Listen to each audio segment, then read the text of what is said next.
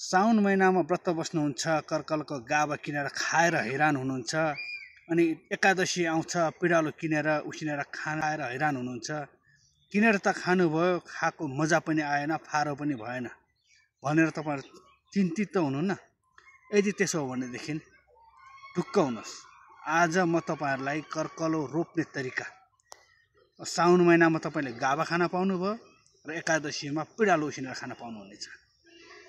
त्यसको लागि चाहिँ आज मैले तपाईहरुलाई सजिलो तरिका लिएर आएको छु यसै भिडियोमा। नमस्ते, म शुक्रमान स्याङतान।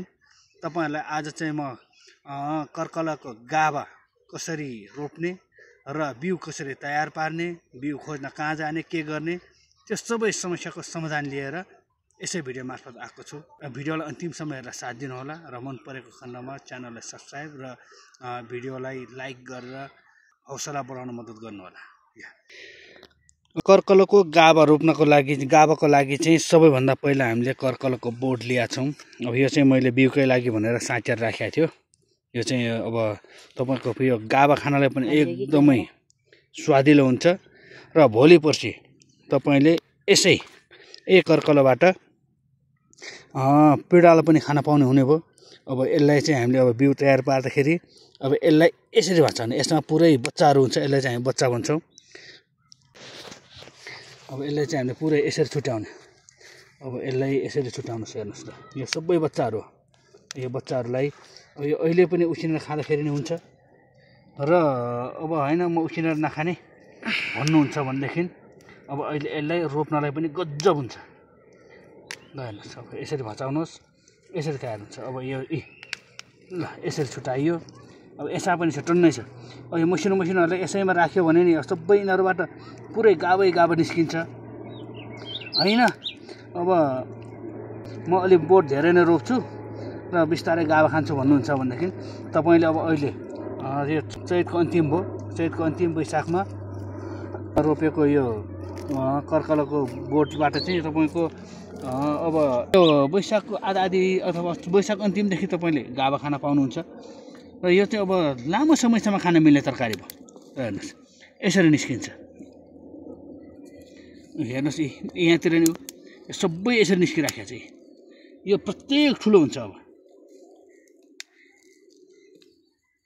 अब यो पिडालुलाई चाहिँ तपाईँको अब यो त मेरो बिउको लागि भनेर तपाईँको बाँझो ठाउँमा राखेको थियो। त्यो कारणले गर्दाखेरि पिडालु अलिक सानो छ होइन। भनेदेखि तपाईँको यो पिडालुलाई पनि मजाले उसिनेर खायो भनेदेखि अथवा यसलाई काटेर तपाईँ मस्याङ उसिनेर, मास उसिनेर त्यसमा यो पिडालुलाई पनि सँगै मिसाएर पकाएर सिटी लाएर हल्का गुन्द्रुक हालेर अथवा सिन्की हालेर टमाटर हालेर झानेर अथवा जे गरेर खाए पनि यसको तरकारी एकदमै स्वादिलो हुन्छ।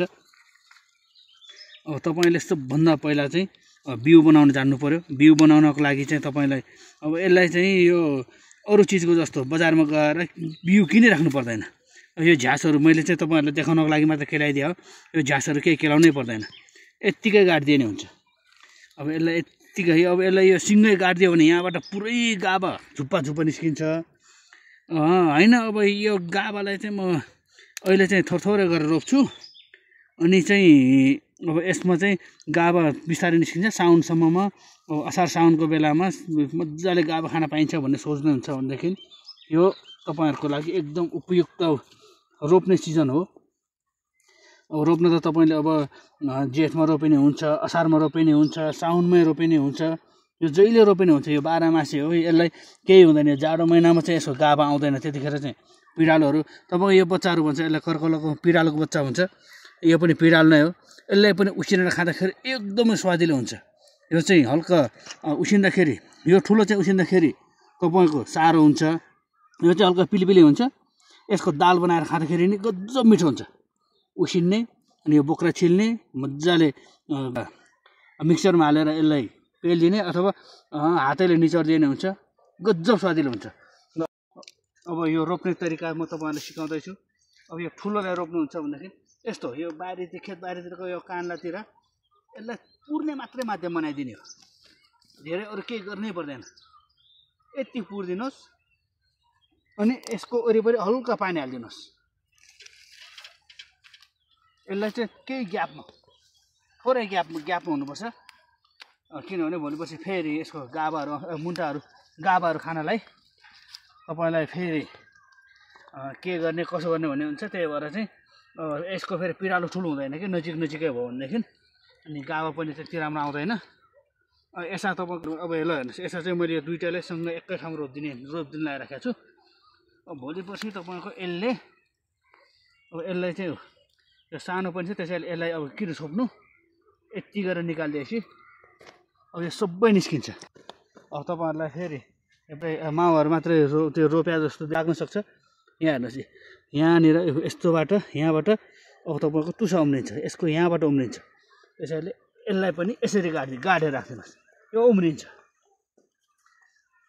तपाईँको 1 फुटको ग्याप गरेर यसरी गाडेर राख्यो भनेदेखि अब बिचमा भित्र जतिसुकै तरकारी लाए पनि तपाईँको खेतबारीको आली विशेष गरी यो तरकारी लाउने ठाउँ आली हो जुन हामीलाई सदुपयोगमा आउँदैन र कर्कलको गाभा खानको लागि अब सकिन्छ अब फाँटैमा गर्दा नि हुन्छ अब हाम्रो चाहिँ अब फाँटमा हेर्नुहोस् यहाँ मुन्टावाला फुस्कीहरू छ अब यसको मुन्टा आउँदै गर्छ यसको गाभा पनि खाँदै गर्छ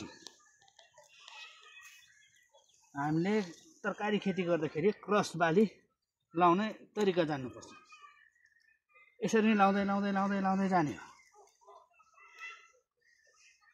ल हेर्नुहोस् केही गाह्रै छैन यो चाहिँ मेरो पहिले खनजोत गरेर राखेको खेत भएको खनजोत गरेर राखिसकेका कारणले गर्दाखेरि मैले चाहिँ यत्तिकै हातैले गरेँ तपाईँको यदि खनजोत गरिसकेका छैन भने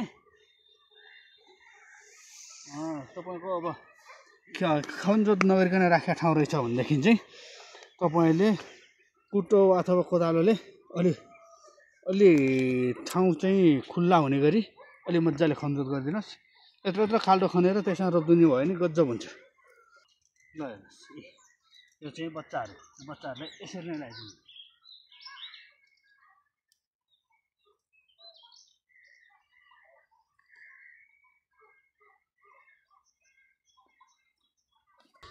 यही तरिकाले मेरो चाहिँ उता छेउसम्म लाउनुपर्छ अनि यता पनि उता पारी छेउसम्म लाउनुपर्छ अनि यता मास्लो आलीमा पनि सबै आलीमा चाहिँ म यसै गरी नै कर्कलाको बोट रोपेर बर्खाभरि गाभा बेच्ने असार साउनमा यसको भाउ पनि राम्रो हुन्छ अनि हिउँदमा चाहिँ फेरि यसको पिँडालु निकालेर मजाले पिँडालु बेचिदिने र तपाईँहरूले पनि यही तरिकाले गर्नुभयो भनेदेखि तपाईँहरूलाई पनि न खानलाई दुःख हुन्छ न गर्नलाई दुःख हुन्छ भिडियोलाई अन्तिमसम्म हेरेर साथ दिनुभएकोमा धन्यवाद अब अर्को भिडियोमा फेरि कुनै नयाँ विषयवस्तु लिएर आउँला त्यतिन्जेलसम्मको लागि हस्त धन्यवाद।